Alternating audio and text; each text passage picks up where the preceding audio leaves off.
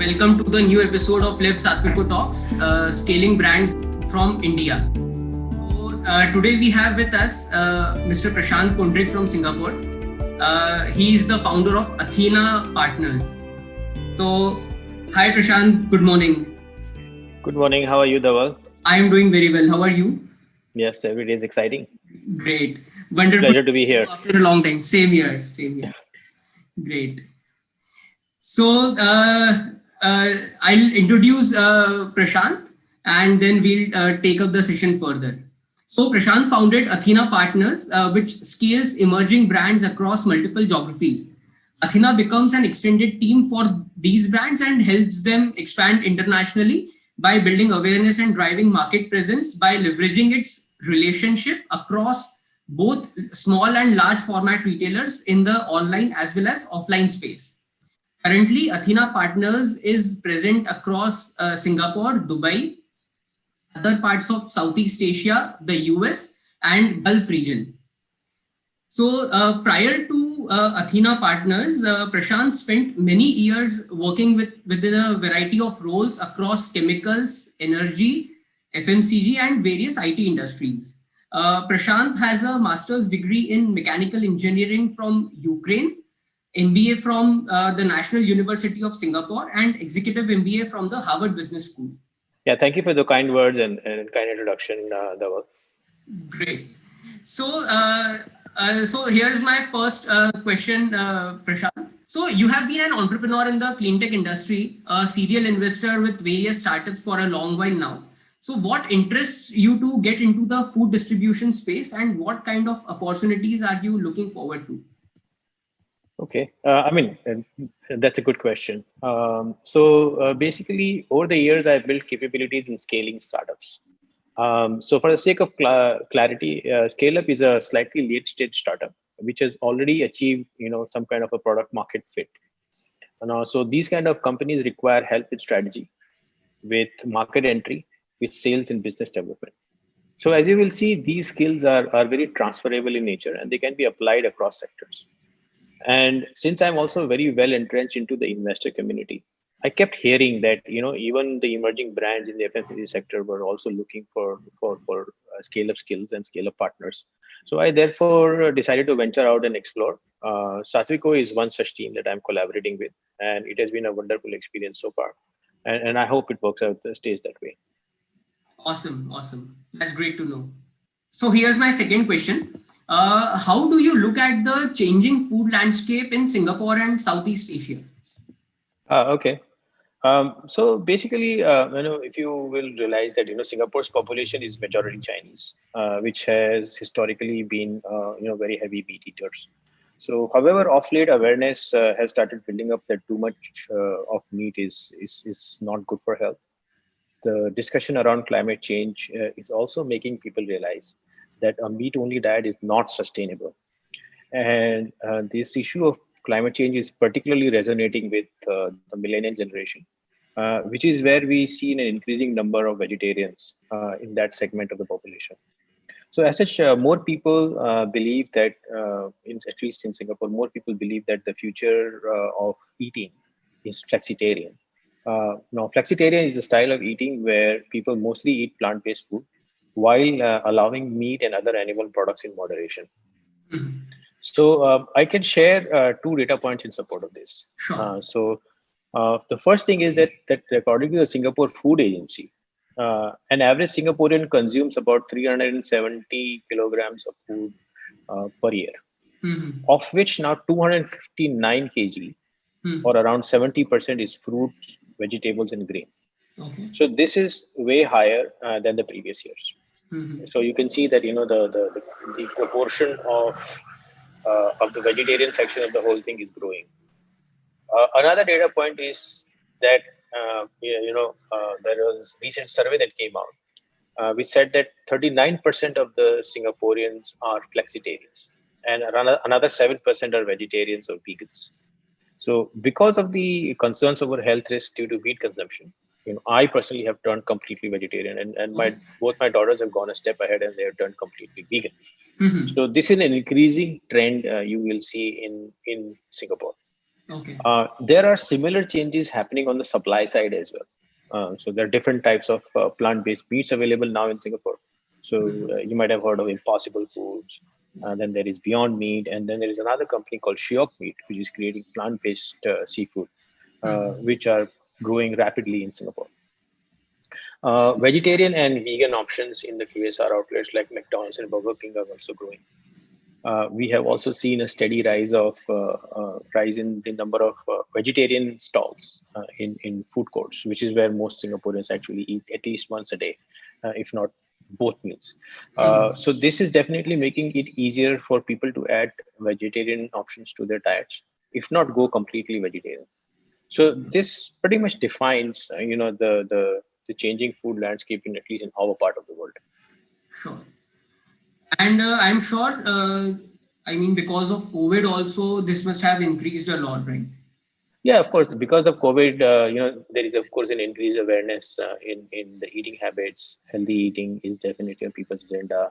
People are not as mobile as they used to be earlier, so they're not able to exercise or go out because of the COVID restrictions. Right. So a lot of people are looking at controlling their diet and of course looking at healthy options. Sure. Okay. Thank you so much for the great insight. So here's my next question, Prashant. So how do you see the demand for food brands from India and Singapore now? Yeah, I mean, Singapore and India have been historically very close, anyways. And therefore, there is a substantial Indian population in Singapore. When I say Indian population, means people who have recently come in from India or people of Indian origin. There are about 500,000, people of Indian origin in Singapore, um, which have now come together and which are now very quickly coming together as a vibrant community. The Indian High Commission has done a wonderful job around building this whole community kind of a feeling in Singapore. People also have to realize that in Singapore, people have spending power and they are always willing to try innovative products from their home country, and especially because vegetarian options outside of their home are limited, so they will actually go out and try these products. So it is therefore no surprise that we are seeing a wonderful response to brands like Satviko. What we have seen over the past 1 month, that they're not only repeat but third time buyers who have come back and again and reordering the same product. So that is as far as the Indian community is concerned. And look at the non-Indian community. We also see that India and yoga are synonymous. And there is another popular export from India, which is LB to a lesser degree, is Ayurveda. And so, all in all, what I'm trying to say is that the non-Indian people associate India, with wellness. So, any products that are natural, organic, and/or associated with wellness will find a willing audience even in the non-Indian community. So that's what I personally see, that the demand as far as the Indian food brands are concerned will be very favorable. As long as you are able to maintain the quality standards and the other credentials that come along with it. Right, right. So I think that's a wonderful insight in the sense that the Indian brands have a scope beyond Indian community also. That's correct. That's absolutely correct. Yeah. I mean, if you were to look at it, I personally have been part of, quite a few. I mean, I generally go to many fitness centers and have been part of many yoga centers as well, uh, as a customer. And I can tell you that over the last 15 years, only two of my yoga teachers have been Indian. Most of my Okay. yoga teachers and my fellow participants have been non-Indian. So you can Okay. see how strong there is a response to yoga and these kind of things is Right. in this part of the world. Right. Great. Awesome. So now, Prashant, I mean, I believe you have been there in Singapore for more than 15 years now, and you have experienced both online as well as offline space there. So, what is your take on healthy snacking in the e-commerce space now? Okay, I mean that's a good question again. So we have seen historically that people who are willing to pay a premium on the healthy products are also the ones who actually buy online frequently. So therefore, there has been a big intersection between healthy eating and people who shop online. To give you a data point, there are about 5 million internet users in Singapore, which is very close to about 100%, and of which 3.8 million actually shop online. So, and this population of online shoppers is growing at the rate of 10% annually. So, as you can see, the population of online shoppers is ever growing. And on the other hand, if you see, Singapore's healthcare market is supposed to double, by 2029. And on top of it, you bring in the COVID restrictions, and because of which people are becoming more and more health conscious, and they are becoming aware of eating healthy food and including healthy options, diet options in the healthy options in the diet. So you will see that there is a growth both in the wellness market and in the population of online shoppers. So if you Right. put 2 plus 2 together, it will basically be safe to assume that the healthy snacking category in the e-commerce segment will see a robust growth in coming years, at least in Singapore and in the Right. region. And I think because of COVID also, I mean, we have experienced in last 1.5 years that people are now more comfortable shopping online, and maybe that would, let's say, continue to do so in the sense that, I mean, they're getting everything. Yeah, absolutely. I'm a classic example of that myself. I never Oh, I used to see. shop online, but because of the COVID restrictions, ended up creating an account on the local Right. online stores. And then once I shopped online, there was no looking back. I now actually don't go to the physical store Absolutely. as such. And so I think I'm not the only one. There are many such people in Singapore who basically were first time online shoppers during the COVID times. And once they do that, there's no looking back. They don't go Right. back to the physical stores at all. Right. Great. Yeah. So here's my next question, Prashant.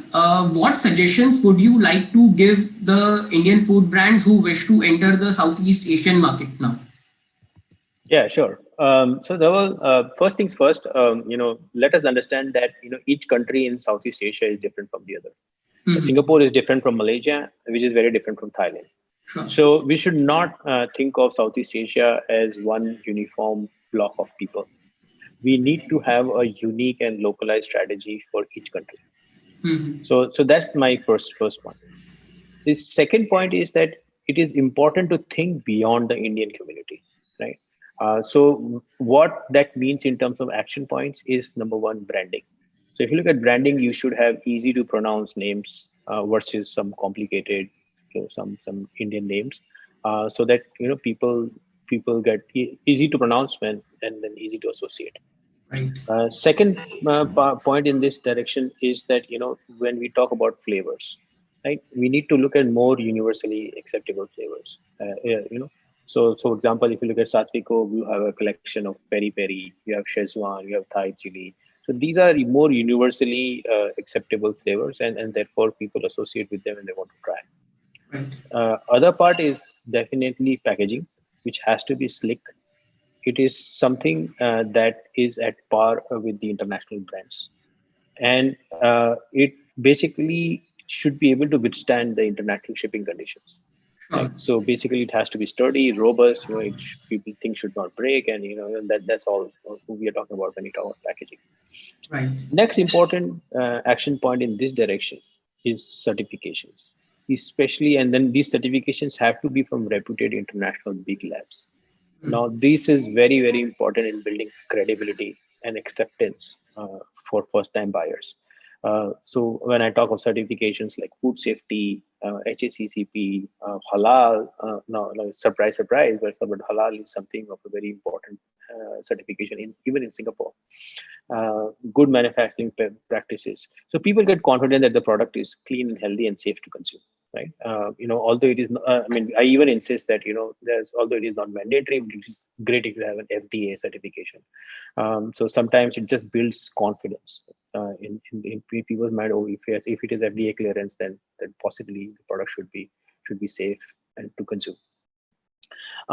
You can also think of some other things like, when you think of beyond the Indian community, is having a multilingual website. We have to realize that not everybody in Singapore and maybe in the region, not everybody speaks English. Not for everybody, English is their first language. So consider having a multilingual website.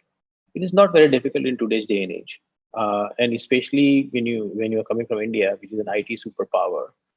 creating a multilingual website should be pretty easy, right? So these are some of the things that you can basically then uh, steps you can take to increase your appeal to the non-Indian community. When you're coming into this part of the world, also start small and conduct multiple small experiments to test the product market fit. Do not assume, let's not assume that just because a product worked in India, it will also work in this part of the world. For example, in the Satviko portfolio, Gur Chana is the one product that has worked very well in India, but we did not see a similar response in Singapore. On the other hand, and contrary to our assumptions, others, some of the products of Satviko's portfolio, like the Super Bar and the Pan Resins, found a phenomenal response. And although Satviko did not get that kind of response in India, we got a much better response in Singapore to those kind of products. So the point I'm trying to make is that let's not assume that just because the product has worked in India, it will also work in this part of the world. You need to conduct these small experiments and recreate and reconfigure the product market fit. It is therefore, because of this, it is therefore important to know whether you need a scale-up partner for your product or whether you need a stockist. Now, both type of companies have their own skills and capabilities, correct? So in cases where you do not have a local team, or you are planning not to hire a local team, or if you're not a household brand in India, say, say like a Haldiram or an Amul, you might want to work with a scale-up partner, instead of a pure stockist. So these are some of the suggestions that I would make to make it to Indian food brands, while entering the Southeast Asian market. Great. So I think that was a pretty detailed response and really appreciated. I think thank you. Many Indian brands, I mean, this is extremely insightful for many Indian brands who are now either planning to scale up their operations in Singapore or wish to start their business across Singapore and other parts of Southeast Asia. That's correct. One more important point which I observed from your response is that, as you rightly mentioned, that it is important to divide the region individually, right? I mean, it's not. Every region in Southeast Asia should be dealt independently, which is a great point. Yeah, absolutely. I mean, you can take the example from India. Like, you can't treat India as one uniform block of Indians, right? Especially when it comes to food. Like we have diversity in our eating styles, eating habits, likes, dislikes. So and in terms of, so basically when a brand within India also starts to kind of appeal to different segments of the Indian society, they kind of position and do things differently in every state possibly. So it's the same case in Singapore as well, and Southeast Asia as well. Sure. So here's my last question to you, Prashant, for today.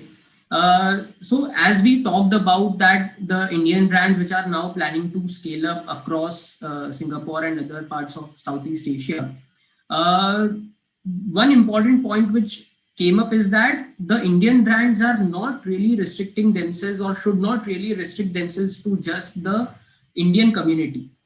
So based on that, what suggestions would you like to give young brands from India on how to compete with the large global brands? I mean, that's a great question, Dhaval, and it is particularly close to my heart because I see potential in so many Indian brands to go global.